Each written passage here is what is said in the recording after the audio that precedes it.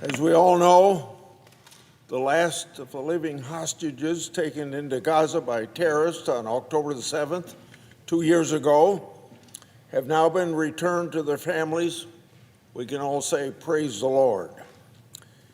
I think we all know that this would not have happened without the persistent and skilled leadership of President Trump.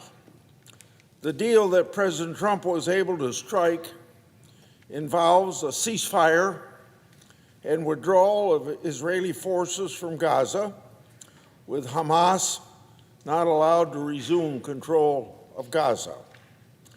Remember, the only reason the Israeli Defense Forces entered Gaza in the first place was because Hamas planned a horrific attack on peaceful Israeli communities, killing over 1,200 people, including 46 Americans.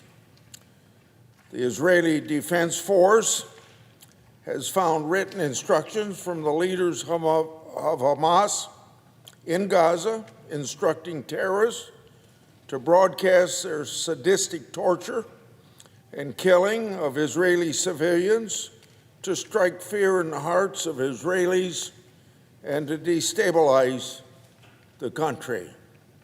Hamas also thought those images would set off an uprising in the West Bank and with fellow Iranian-backed terrorist groups in the region, with the ultimate goal of destroying Israel.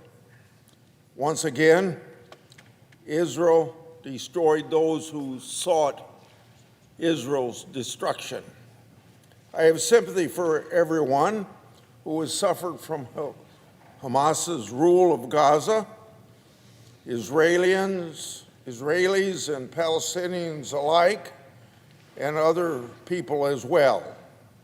However, those who called for unilateral ceasefire without the release of all hostages, while leaving Hamas in charge of Gaza, cannot call themselves anti-war, because this would reward Hamas for starting that war.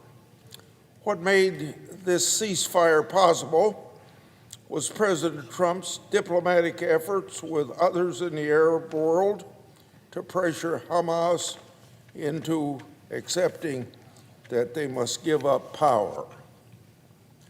It is vital that our partners in the Arab world and throughout the West maintain a consistent message that terrorism will not be rewarded.